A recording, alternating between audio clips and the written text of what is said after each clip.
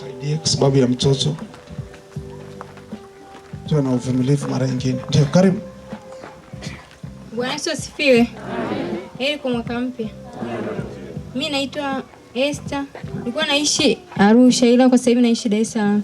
Kuna siku nilikuja kwa dada yangu anaitwa Mama Naisi, akaniambia mwaka jana, akaniambia twende kwenye maombi kwa mtume fulani, nikamwambia sawa tukaje. Tulivyokuja huku, yani sijai kuona nguvu kama hii. Namshukuru Mungu. Haleluya! Ndio.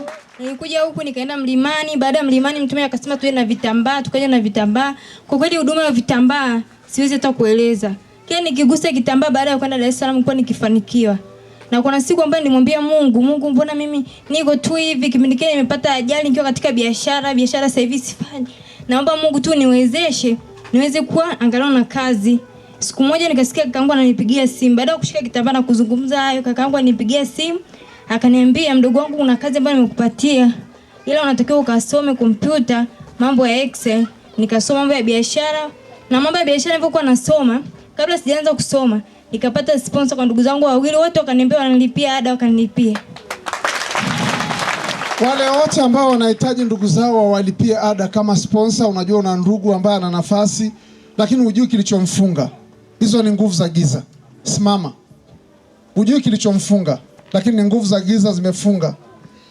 Kwa hiyo sasa unyanyue gusa kichwa changu na kitambaa, naambia Bwana Yesu naomba ufungue ufahamu wangu. Kila nitakachofundishwa kule nielewe. Namshukuru Mungu kila kitu nilikuwa naelewa vizuri. Na sasa hivi yani kule kwenye ile kazi ambayo nilikuwa nimepatiwa na kaka yangu, ameniambia kwamba kuna mtu ambaye amemweka kwa muda. Hii Januari muda wote atanipigia simu niende nikaanze kazi. Na ninakutabiria kuanzia sasa ukaanze kazi. Amen. Na mtoto anaendeleaje? Juzi alikuwa analia, anaumwa. Alivyokuja huko sio aliayo, alibadilisha akawa anaumwa kifua, lakini nilipompeleka hospitali, baada ya hapo nikaja kwa mtume akawa amemrushia maji akamuombea akalala vizuri mpaka leo yuko salama. Namshukuru Mungu. Toto, Bwana Yesu asifiwe. Amen. Mimi napenda kumshukuru Bwana Yesu kwa kuwa amenitendea mambo makubwa. Kwani nilikuwa nasoma mwanzoni chuo. Ongeza sauti yako. Sasa nikawa nimerejea nyumbani kwa ajili ya kutafuta sehemu ya kufanyia field. Sasa nikiwa kule chuo bado wenzangu walikuwa wanasema mimi na ndugu yangu mahali fulani nikimaliza tunampelekea barua ananipa kazi. Sasa moyoni nikawa inaniuma kwa sababu mimi sina mtu yoyote anayemjua chuo. Yani hicho kitu nilichosomea ni kwamba sina mtu yoyote na anaweza kunisaidia. Basi nikawa nimerudi tu nyumbani. Sasa nikawa nawaza sana. Yani nilifikia kipindi nawaza mpaka yani ikanisababishia nikawa na ugonjwa wa moyo. Nikawa ni pressure inashuka. Yani nilikuwa nasikia kama misumari ya moyo ya moto inanichoma. Basi nikawa sifanyi kitu chochote. Nikawa tu nalala. Kakaangu anakuja ananiambia, kwa hiyo wewe uko nyumbani unafanya nini? Naambia tu mimi nipo. Akaniambia wewe unakula na kulala tu. Nikamwambia. Basi baada ya hapo nikawa nahudhuria hapa Mispa. Mungu akaendelea kunioshia mkono wake, kwani niliendelea kuumwa moyo, lakini kuna huduma ya kitambaa ilinisaidia. Sikuwepo wakati natolewa, ni kitambaa alinipa dada yangu, nikawa nakiweka hapa. Basi nikawa nakiweka tu mpaka nalala nacho na amka. Nikaenda hospitali, baada ya pressure kuwa maximum inazidi kushuka chini. Sasa nikasema nifanyaje? Yani nikawa nimepewa dawa, baada ya wiki moja nikawa nasikia kuumwa, nikaenda tena hospitali, dawa tena naongezewa. Nikajikuta nasema ngoja niache tu dawa, kunywa dawa. Niambia kunywa dawa, nasema hichi kitambaa kitaniponya. Dawa nikasahau mpaka leo sijui nimezoeka. Kwa hiyo baada ya huduma ya kitambaa sasa umepona. Sasa yani itasisikii kuchomwa. Sikii kuchomwa tena. Ndio. Sasa nikawa nimeendelea pia, kulikuwa na huduma nyingine ya kuombea simu. Kuna kipindi nilikuja hapa niliacha simu nyumbani. Mama ndo alikuwa amekuja nayo. Basi ni kwa ajili nilikuwa nahitaji pia la kazi. Siku hiyo nilikuwa tu nimelala nyumbani, mama akapigiwa simu. Bana kuna kampuni moja nimepata, alipigiwa na mtu mwingine kampuni. Mama yako amekuja? Ndio. Yuko wapi? Mama? Njoo. Akawa ameniambia kwamba anahitajika, ilikuwa Alhamisi, akaniambia atahitajika akaona naye Ijumaa. Kwa hiyo Ijumaa nikawa namuomba Mungu sana. Mama akaniambia mtumie message mtumishi, mwambie kwamba akuongoze hata utakapoenda kwa huyo baba aweze kukupa kazi kabisa. Basi kawa hivyo nikatuma hiyo message. Nikaondoka hiyo siku ya Ijumaa, nikaenda kwa huyo bosi wangu ambaye sasa hivi. Basi tukaweza kuongea naye, akaniambia basi hamna shida, wewe Jumatatu tuonane kazini kule Kia. Basi na pamoja na hivyo mama akaniambia ndio, tuma tena message Jumapili jioni. Akaniambia tuma tena message. Haleluya. Mnaona kila wakati nawaambia tumeni nini? Message. Message inapokuja hata kama sijaombea, kwa sababu ile simu tayari imeshaombewa, inajibu yenyewe. Kwa sababu ile ni ofisi ya Yesu Kristo. Haleluya. Haleluya. Unaweza andika message ujue ni ya leo itajibiwa au ni ya kesho kutwa. Amen. Unatuma tu, mara nyingine nafika mahali Mungu anaamua kujibu kwa ajili ya kufurahisha moyo wako. Patie Bwana utukufu.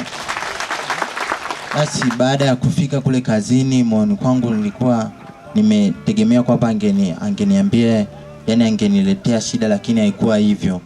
Tuliongea tu vizuri pale, akaniambia umeshaanza kazi, kwa hiyo nikaendelea kwa hivyo vizuri. Sasa kukawa na mengine kazini, labda bosi amekuja leo na hali hii, bado nikaendelea kumuomba Mungu, akaendelea kunionekania.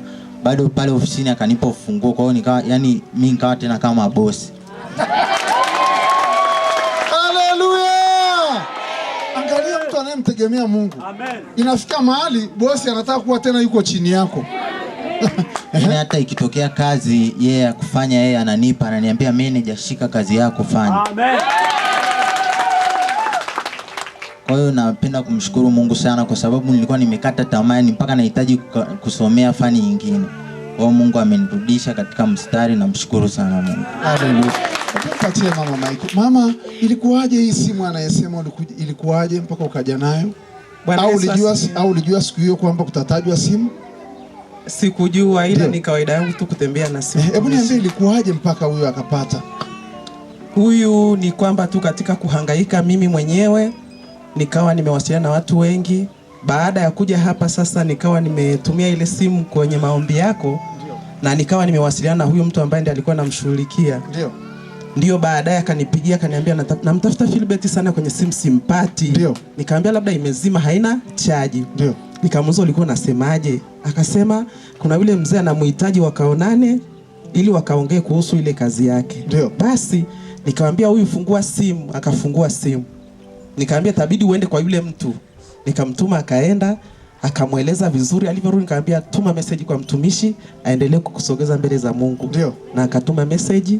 Na alivyorudi kutoka kwa yule mzee, kwanza alifurahi sana. Mimi ni mwalimu. Nilivyotoka kazini nikawa ninaenda mahali. Akanipigia simu, mama.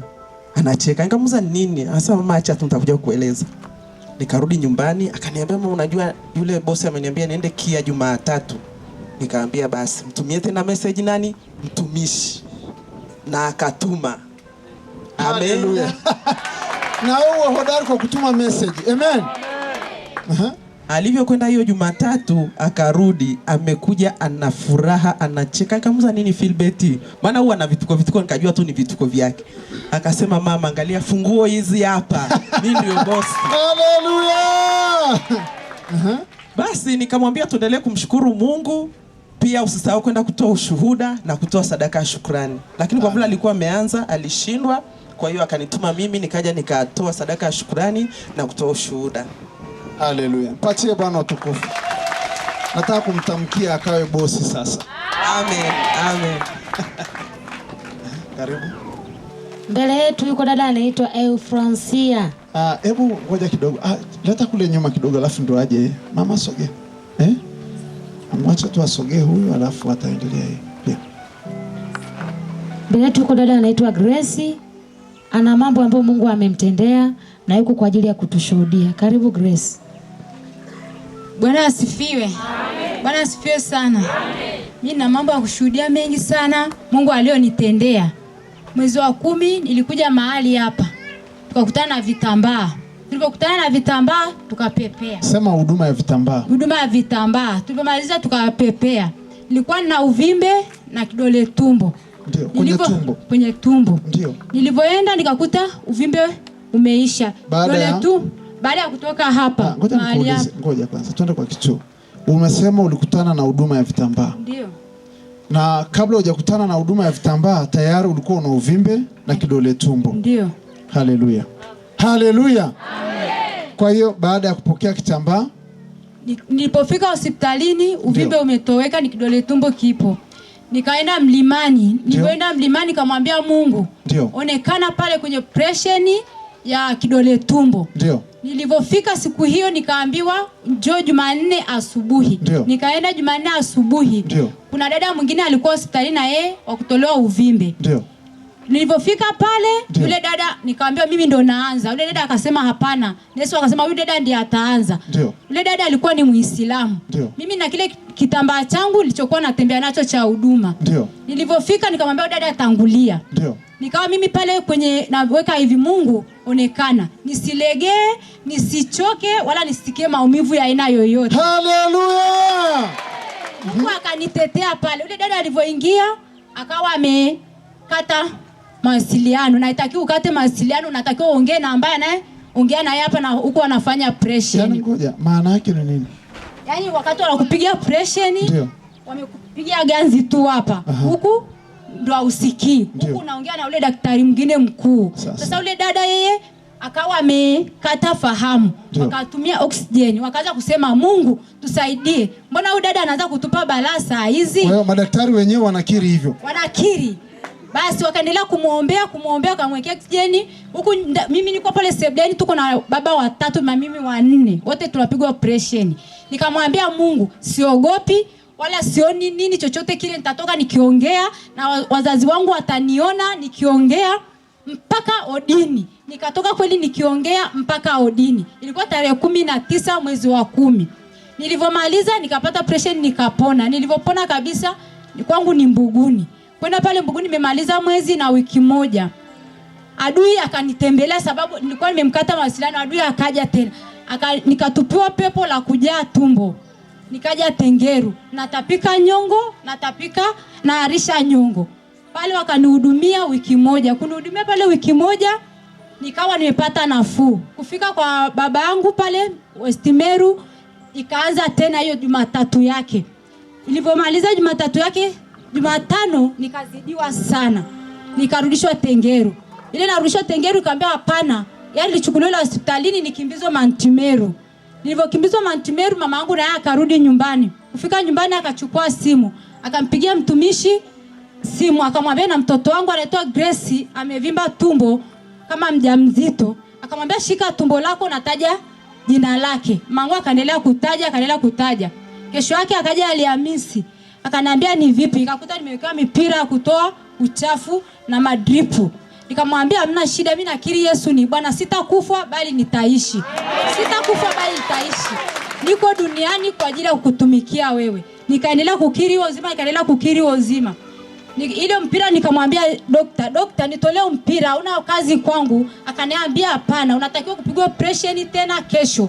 Nikamwambia kule wamesema kwamba eti utumbo umejisokota, lakini mimi sipigwi pressure. Nikakuta kuna mama yangu mdogo yuko hapa na mama yangu wakaendelea kuomba. Nilipopelekwa tena kuchekiwa kwenye x-ray nikaambiwa ule uvimbe kwenye utumbo umeisha. Na kule nilishaambiwa nikimbizwe. Haleluya! Haya, kutumia maombi ya mtumishi na mimi nikaendelea kukiri. Ijumaa bwanangu akaja akamwambia pokea namba za mtumishi mpigie. Ili aniombee mpira utolewe kwa sababu kishatolewa tu ninapona. Alivopigia simu nikapokea, nikamwambia niko hapa hospitalini Mantimeru, naomba uniombee kwa sababu tumbo zimevimba kama mjamzito. Akaniambia shika simu. Nikashika simu akaniombea. Daktari alivokuja mkuu wa operation akaniambia hivi, huu mpira unafanya nini huku? Akauvuta kwa nguvu.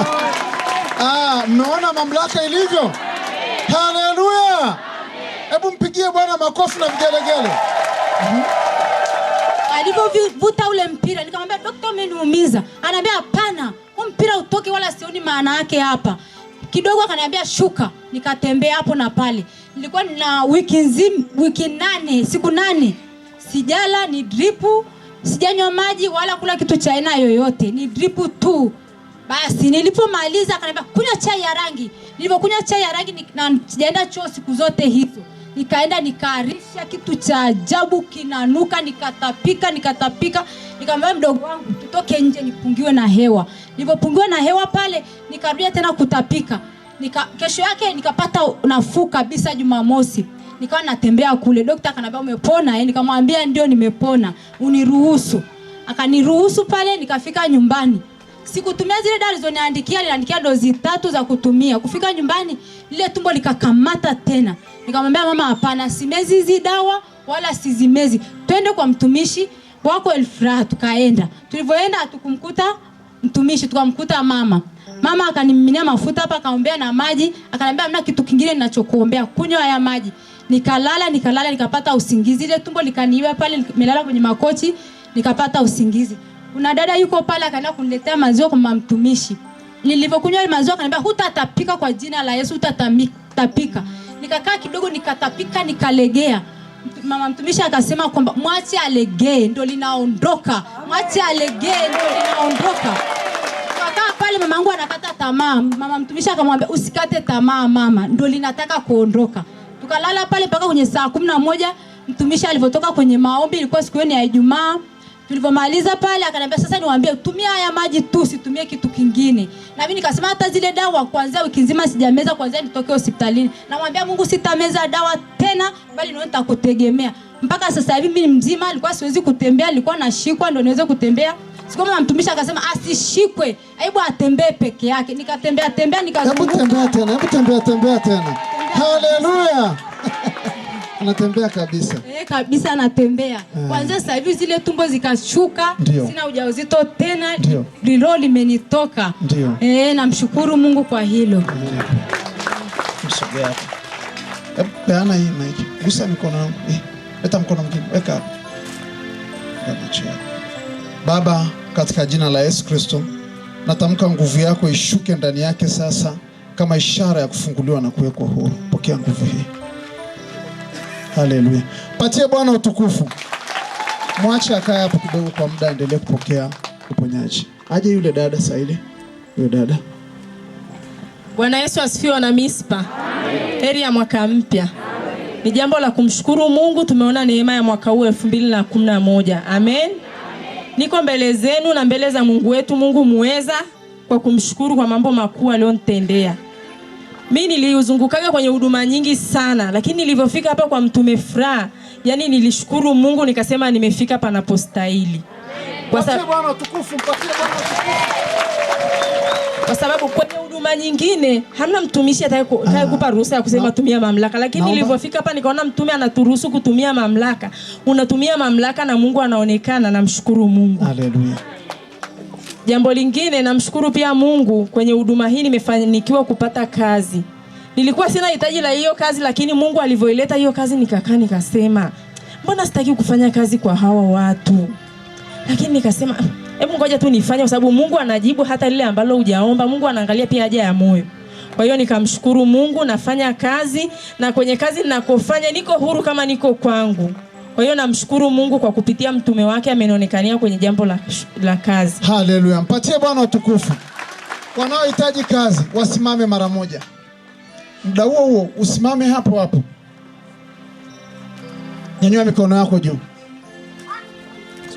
Baba, katika jina la Yesu Kristo, nataka nitamke ya kwamba kila mkono ulioinuliwa ukapokea kazi. Baba, ninakushukuru kwa kuwa umeshajibu, na kuanzia sasa na kutamkia kazi, na kutamkia Bwana akupe kazi, na kutamkia Mungu akuinue zaidi katika mafanikio yako. Imekwisha kuwa. Amen. Patie Bwana utukufu. Kuna kakaangu ambaye amenifuata. Yaani tumezaliwa tumefuatana, utafikiri mapacha. Lakini sasa kakaangu yeye baada ya Mungu kumbariki hataki kuwasiliana na baba hata kwenye simu. Lakini sasa baba ananifuata mimi, ananiambia mwanangu, hivi nilimpeleka kaka yako shule kwa hasara. Nikamwambia baba, nikwambie kitu, usimlaani. Iko siku ambayo huijui, Mungu ataenda kutenda muujiza, kaka yangu atanyenyekea kwako, atajishusha kama mtoto na atakuheshimu kama baba. Nikawa naendelea kuja kwenye maombi. Nikija kwenye maombi, kwenye ile tunavyoandikaga mahitaji, nikawa naandika, namwambia Mungu, Mungu naomba uonekane, ukamwezeshe kaka yangu kujishusha kama mtoto, amheshimu baba na mthamini baba. Kweli nikamshukuru Mungu. Ilivyofika mwezi huu wa 12 uliopita, kaka yangu akanipigia simu, akaniambia, sister vipi? Naomba namba ya baba ya simu. Nikamwambia namba ya baba ya simu sasa hivi anaitumia, amepoteza, lakini kuna nyingine ya Zaini. Akaniambia hiyo Zeni hujui? Nikamwambia sijui. Akaniambia basi ngoja nitajua tu nitatumia njia gani. Akapiga kwa shangazi yetu. Akampigia akamwambia auntie, naomba mpelekee baba simu, nataka niongee na baba. Akampigia baba akamwambia baba, naomba tumia account namba yako. Nataka nikutumie hela ya kula sikukuu. Mungu amenitendea mambo makuu na nataka uniombee. Babangu akanipigia simu, mwanangu, kweli maombi yako Mungu ameonekana. Nikamwambia baba, Mungu anaweza, usiogope. Basi baba akakaa akasema, hivi ni kweli nimetumiwa hela? Akamsumbua tena kakaangu akamwambia, hebu vipi niende sasa hivi nikachukue? Akamwambia kama una muda sasa hivi nenda kwenye account namba yako utakuta. Akaenda kweli akakuta ametumiwa hela. Alipokuta ametumiwa hela akazidi kuniambia, mwanangu, hayo maombi unayoomba naomba usiache, kwa sababu sikutegemea. Kwa hiyo namshukuru Mungu. Na kaka yangu huyo ambaye Mungu amemfungua alivyokuwa na uhasama na baba, Mungu amemuonekania kwenye jambo la kazi. Kaka yangu alikuwa anafanya kazi na Mungu anambariki kwa kweli. Lakini kuna kazi nyingine alitoa Dar es Salaam, akafanya interview watu 50. Ndani ya hawa watu 50 alikuwa anahitajika mtu huyu mmoja. Sasa yeye akawa ni miongoni mwa wale watu 50. Wakaenda kwenye interview. Wakafanywa interview watu wote wakamaliza. Wakaambiwa jamani, interview imeisha, lakini aliyepata ni Fidelis. Kakangu akataharuki. Akasema hivi ni kweli Mungu? Akampigia baba simu akamwambia, baba, nimepata pia kazi eti baba, naomba uzidi kuniombea baba yangu. Nilikuwa nimebanwaga sana ndio maana nilikuwa siwezi kuwasiliana na wewe, lakini sasa hivi sina shida baba, naomba uzidi kuniombea. Kwa hiyo namshukuru Mungu kwa kweli, wana Mispa tuzidi kungangania hii huduma ya Mtume Fra. Na tuzidi kunyenyekea wapendwa. Tukinyenyekea Mungu hata tuacha. Haijalishi atajibu saa ngapi, lakini wapendwa tunganganie hii huduma. Mungu atatenda wakati ambao hujui. Haleluya. Subiri kidogo. Huu shuhuda unanikumbusha kuna dada ambaye anaitwa Sara, nafikiri juzi alikuwa hapa. Sasa akaniunganisha na ndugu yake aliyokuwa Marekani, nimuombee akafanya interview ili aweze kupita. Sasa yule dada wakati nimewasiliana naye jioni akaniambia hivi, yaani nataka uniombee ili wasiniulize maswali, niingie tu kazini. Haleluya. Hata mimi mwenyewe nimeshangaa alivyokuwa anapiga simu leo asubuhi anashuhudia. Akasema ya kwamba baada ya kwenda kule kazini kwa ajili ya kufanya interview, alipofika yeye akaambiwa tu hapana, wewe ingia kazini. Haleluya. Sara atashuhudia mwenyewe Jumanne kwa sababu kuna sehemu ameenda na ameaga. Lakini nikamshangaa Mungu na mimi kwamba yeye alitaka asiulizwe nini maswali ya interview, bali anataka kuingia hivyo hivyo, na Mungu akampa nafasi ya bure kabisa. Patie Bwana utukufu. Haleluya. Karibu. Yuko kaka Richard. Richard anasema Mungu amemtendea mambo mengi sana na yuko hapa kwa ajili ya kutushuhudia. Karibu Richard. Bwana Yesu asifiwe na Mispa. Amen. Mimi kwa jina naitwa Richard Elfas. Mungu amenitendea mambo mengi sana, lakini kikubwa ni kwamba nataka kushukuru kwa watu wote. Cha kwanza kwamba Mungu ameweza kuwa na pamoja nasi mwaka mzima na tuko kwenye mwaka mwingine tena. Kwa ni shuhuda kwa watu wote kwamba mtumishi endelee kutuhudumia, watakao kuwepo na wengine ambao watakuwepo. Sasa kikubwa na kwamba na shuhuda mbili tu. Mimi tangu nilipokuwa class 4 nilikuwa na kaka wangu mmoja, hatukuonana kwa miaka 10. Alikuwa nje ya nchi, alikuwa Sauzi Mara Ujerumani akiwa anafanya kazi. Lakini kwa miaka yote hiyo tulikuwa mawasiliano hamna. Baadaye Mungu akanijalia nikapata kucheza na mambo ya internet kidogo, nikamkuta kwenye Facebook kwa sababu kuna picha yake pale. Nikawasiliana naye nilipokuwa class 7. Sawa, tukaendelea kuwasiliana lakini mafanikio hamna, kwamba ana hela lakini angalia familia na nini. Baada ya muda nilipoanza form 1 nilipata mfadhili ambao ni Bank Taylor, akanisomesha kwa miaka 2. Kwa mwaka wa pili karibu mwishoni nikaona matatizo hapo, kwa sababu alifukuzwa kazi. Mambo litokea pale benki, wakasema kuna hela fulani imeibiwa. Kwa hiyo akawa amefukuzwa kazi, kunisomesha akawa amesitisha. Kwenye kuzunguka ndo kukutana na sponsor wawili wa Jerumani, umri kama mimi lakini sema kielimu wako vizuri na cash. Haleluya. Sasa kuzunguka nao nikakaa nao mwezi mmoja, tukawa tuna walking tour, climbing mountain, whatever. wakawa wameondoka. Lakini mimi naeleza kwamba bado nasoma, lakini ada ndo inanisumbua. Sasa wanaoni wawili walikuwa ni mavolunteer, wakawa wanafundisha ile shule ambayo mimi nasoma, lakini bila wao kulipwa kitu wote. Mmoja anafundisha English, mwingine maths. Sasa siku moja nikajiwa, nikaingia klasi. Baada ya muda fulani akaweka question pale, akasema nani anaweza kusummarize. Nikaenda pale mbele. Sasa kuniona akasema, Richard, ndio wewe uko hapo, mbona ulikuwa unasoma, mbona sikonagi klasi? Nikamwambia problem about school fees. Nikaongea nao pale, wakaja wakaondoka, wakafanya party kidogo wakaondoka. So walivyoondoka wakawa wamenilipia miaka 2 ada ambao ni 1,600,000. Wakawa wamenilipia kwa nikamaliza form 4. Sasa namshukuru Mungu kwa hilo kwanza, kwa sababu sasa hivi na certificate yangu nzuri ambayo mwaka huu nilimuomba mtumishi niendelee na masomo yangu aniombee. Sasa juzi walinitachi, lakini hela ambayo alikuwa ananitumia ni kidogo kwa sababu nataka nikaendelee masomo yangu Uganda form 5 and form 6. Sasa nikamwomba mtumishi kwamba anisaidie kuomba kwa sababu nataka $300 ndo nahitaji kwenye school fees. Sasa school facility nitanunua on myself. Sasa akasema kwamba anatumia hela kidogo, nikamtumia mtumishi SMS kwamba wale wazungu wamenitachi, wanasema kwamba watanitumia school fees, lakini hela intoshi. Mimi naomba uniombee nipate $300 ili nikaweza kuendelea masomo yangu. Yaani mwaka huu sasa ambao ni kwenye tarehe 25 hivi, kama Mungu akinibariki nitakuwa nimeshaondoka. Sasa nashukuru Mungu kwa hilo kwamba mtumishi ataendelea kunihudumia.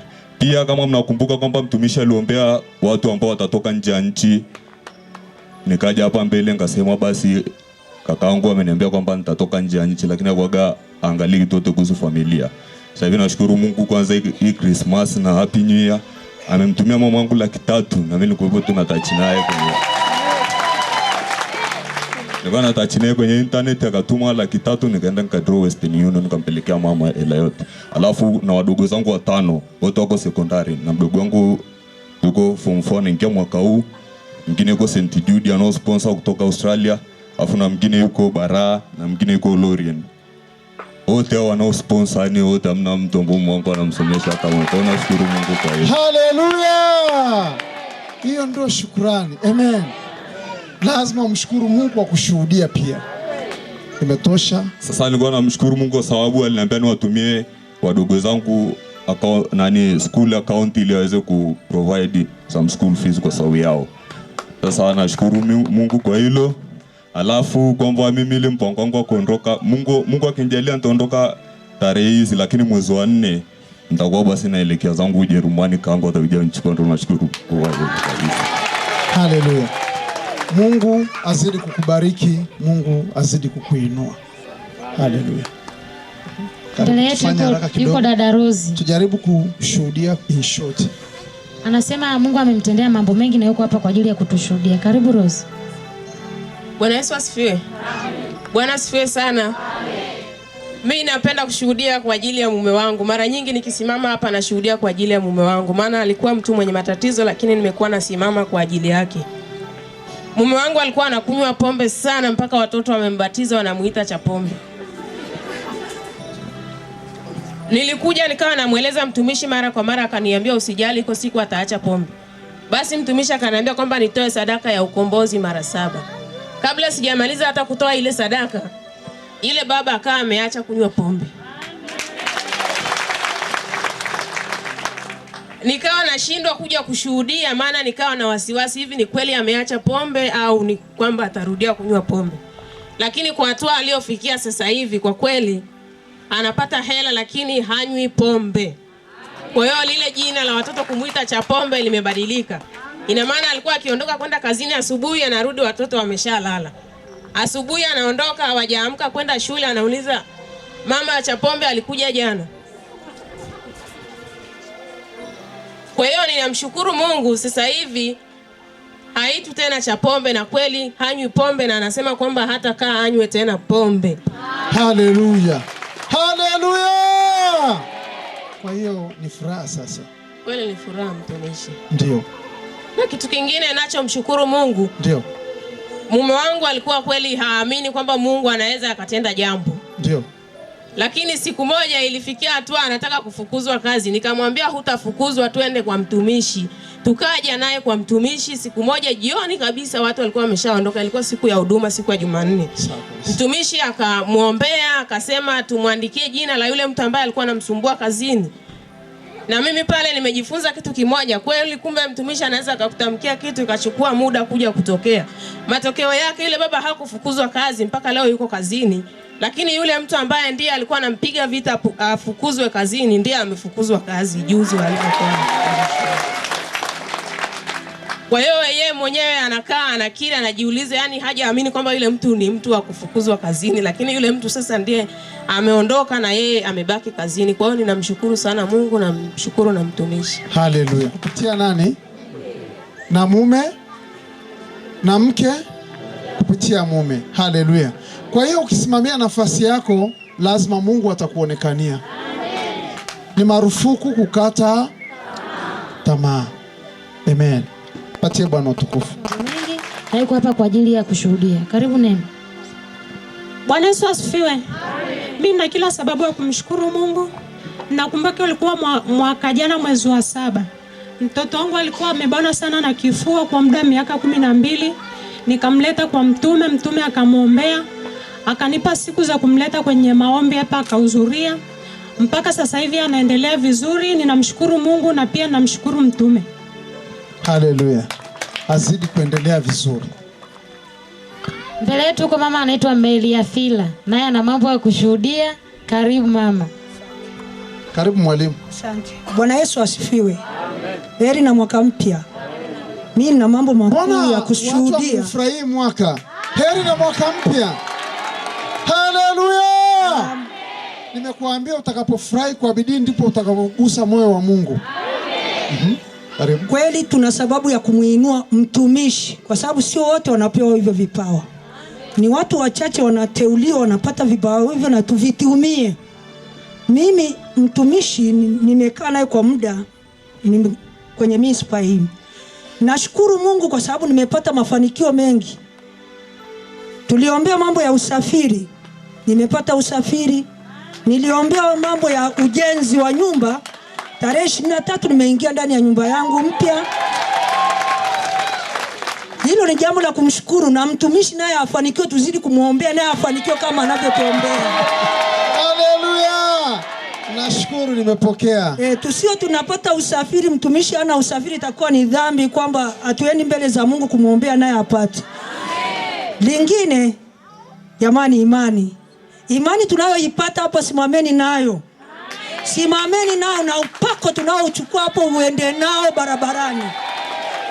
Mwaka jana mwezi wa 12 nimeenda mjini, nikaenda benki, nikadraw hela yangu shilingi 300,000 kwa ajili ya mambo ya vioo vya nyumba. Nikatoka nilikuwa namsubiri mume wangu alikuwa anaenda Seliani hospital. Nikawa nimefika hospitalini nikaangalia hayupo, nikasema bahati mbaya alikuwa hana simu. Nikawa nimerudi nyuma mpaka pale roundabout pale. Nikawa nasubiria hapo kama atapita. Lakini nikaona nimechoka kusimama, nilikaa sehemu kuna kiti. Nikiwa pale akaja mama mmoja, alafu ukimwangalia utafikiri mama aliyookoka. Watu mashetani anajifanya ameokoka. Huyo mama akawa amepigiwa simu. Kwanza nikamwambia vipi, akaniambia napumzika kuna mtu namsubiri. Akawa amepigiwa simu, akamwambia nakuona. Mimi nikakaa tu nikaona ni mtu mwenye shughuli zake, akafuata. Kidogo nikaona yule mama amerudi, nikiwa pale pale. Akaja kuna kijana mmoja amesimama hapo tayari. Sasa mama akaniambia, jamani mimi niko wazi mbele yako mama. Mimi nimetoka Tanga Amani. Sisi tuko kwenye shughuli za vikundi vidogodogo, tunafanya biashara. Kwa hiyo hapa nina mali. Nikamwambia mali gani? Akaniambia nina madini lakini kule hamna na hakuna soko. Lakini nimesikia kuna kiwanda kimoja ambacho kilikuwa kinanunua madini, kimefutwa, nimesahau hata hilo jina kwa sababu ilikuwa mambo ya giza tu. Basi huyo kaka akamwambia, mama, hicho kiwanda kilishafungwa. Nikaanza kuomba Roho Mtakatifu.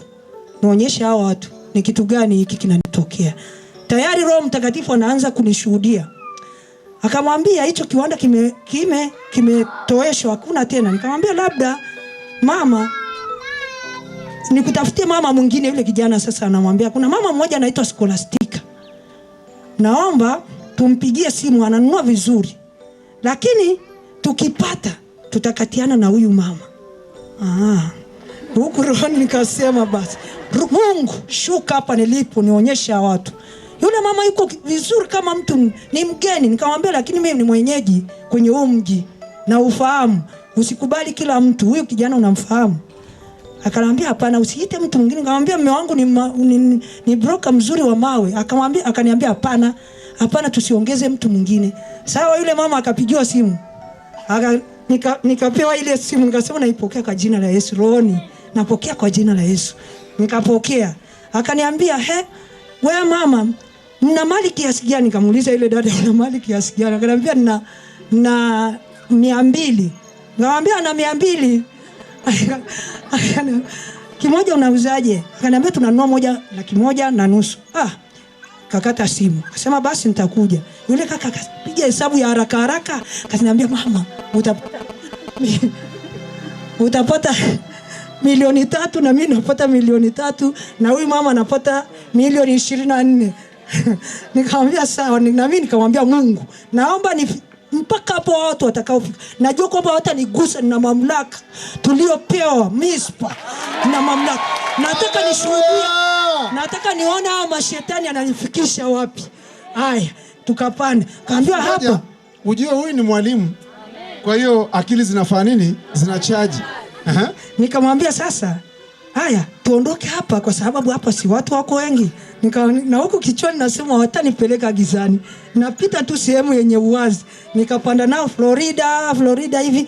Kuna sehemu wamekaa na mimi nikakaa. Yule kaka anangojea yule mama sasa mnunuzi aje.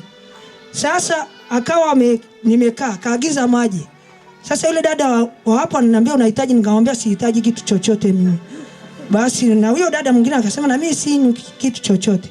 Haya, kidogo yule dada akaja mwenye gari. Ile kumwangalia hivi nikamwona kama shetani kwanza. Kwa sababu nimevaa mamlaka. Nimeshaonyeshwa kabisa, na hapa mfukoni na 300,000 na simu iko huko. Basi akaniambia mama, ni wewe? Ni mimi. Nikatoa ule mkono wangu kwa jina la Yesu. Natoa kwa jina la Yesu rohoni. Mama, samahani sijaja na gari la kazini, nimeona tu nichukue taxi. Nikamwambia kwanza kabla ya hapo nimeshawaona, nikatikisa kichwa. Yule akashtuka akaniambia kwa nini unatikisa kichwa? Nikamwambia hapana. Basi kidogo yule mama akaja akaniambia sasa twendeni tena. Umerudi? Ndio. Umerudi? Ndio. Nimekwenda. Naenda kusubiri mgonjwa wangu aende hospitalini basi. Kwa hiyo nikaacha nayo, ndio nikasema usitembee bure, tembea na silaha. Tembea na silaha. Ni jana nimeshuhudiwa hili, mwalimu wenzangu hivyo. 300,000 zimekwenda, amepigwa tu hivi pap, kumbe ameenda kibinadamu. Amekwenda kama alivyo. Ameguswa tu na akawafuata, amenyang'anywa simu, amepakia taxi, amenyang'anywa simu 300,000. Sasa hivi ana shida ya pressure ya macho, na ndio nikamwambia Jumatatu nawapeleka mahali kwa mtumishi wangu mtume, twende akatolewa huko aliko, yuko mbali, maana tuna mtume ambayo amebarikiwa. Kwa hiyo Jumatatu mtumishi nitakuletea mtu. Asante. Barikiwe. Mtendea mambo mengi na yuko kwa ajili ya kutushuhudia. Karibu mama. Amina. Bwana asifiwe. Bwana asifiwe. Bwana asifiwe. Ngoja. Ina maana hivi, msipoitikia mna wivu. Lakini ukiitikia Bwana ataondoa wivu wako, alafu atakubariki. Amen. Haleluya. Bwana asifiwe. Mimi namshukuru Mungu kipekee kwa ajili hata kibali aliyotupa tukaweza tukakutana siku ya leo. Haleluya. Ni wengi waliotazamia labda wangekuepo, lakini unakuta watu wanaanguka pasipo kuugua. Unafikiri labda mimi na wewe leo tungekuepo kesho. Unashangaa mbona yule mwenzetu tulikuwa naye tunacheka tunakunywa naye lakini ameshaondoka. Bwana asifiwe. Mimi namshukuru Mungu kwa kuwepo hapa mtumishi wa Mungu. Tumeanzia huko nilivyomkuta hapa nyumbani kwake hapa. Kama wewe umekuja mahali hapa umekuta mahali hapa pamekuwa hivi, sivyo alivyokuwa. Ni Mungu amemuinua hata kupitia watumishi wake kama sisi tukaweza kuwepo. Ndio maana amekuwepo, anainuliwa siku hadi siku. Bwana asifiwe. Mimi mwanzo wa kumjua mtumishi wa Mungu nilikuwa naumwa miguu. Nimeumwa miguu, nimekaa nyumbani muda, hata chooni siwezi kwenda. Hata nikichukua fimbo niende chooni nitachuchumaje? Nikasema, Mungu naomba unisaidie watoto wangu wasipate shida ya kuchukua kinyesi na mimi nikiwa mzima hivi. Mungu naomba unisaidie. Basi inakuwa hivyo. Ninajitahidi tu, naambia nileteni stuli, najifungia chumbani. Nachukua Marlboro ile na maliza haja pale, nafunga mwenyewe vizuri ili akichukua asikie harufu. Lakini namshukuru Mungu, kuna binti yangu alikuwa anakuja hapa, binti wangu wa mwisho. Sasa akaja akaniambia, mama chukua hii 10,000 nenda Tengeru. Nikamwambia chukua 10,000. Niliwahi kuvunjika mguu. Mguu ukawa haunisumbui, nimepona. Niliandikiwa kuwa na POP siku 30. Lakini nilimuomba Mungu, nikamwambia Mungu, tazama hii miguu huwa naenda kwenye mikesha na kutumikia wewe kupitia mguu. Ni wivu wa shetani tu, na hili ni buti la shetani nimevishwa. Sina haja ya kuishi na hili buti. Mungu naomba uniponye. Nikawa nalia sana na Mungu. Baada ya wiki 2 Mungu akasema na mimi kwamba umepona. Nikaenda Tengeru. Nikamwambia naomba mniondolee ili buti la shetani. Akaniambia, mama unasemaje, una akili nzuri? Nikamwambia kweli dokta, na akili nzuri, naomba mtolee. Wakakataa. Nikamwambia basi mimi nitakwenda kulitoa mwenyewe, na hakika kwamba nimeponywa. Bwana asifiwe. Nikarudi nyumbani. Nimefika hapo njiani nikaanza kuliponda ponda lile POP, nikaanzia huku nikaliponda ponda, nikavunja hapa mahali pa kunani. Nikaweza kutembea sana, nalipeleka hivi kama buti tu nimelivaa, sina kitu ninachokishika. Bwana asifiwe. Nikaja nyumbani, watu walinicheka. Nazunguka na hilo buti, nazunguka natafutia chakula cha ng'ombe. Wananiambia, mama, wacha kufanya kitu kama hicho. Naambia mimi namwamini Mungu wangu. Unafikiri Mungu naye huwa namtumikia acha niaibike? Basi nikawa nimekaa zile siku 30 nikaenda. Nilipofika watu wanaulizwa, wewe nani anayeondoa POP?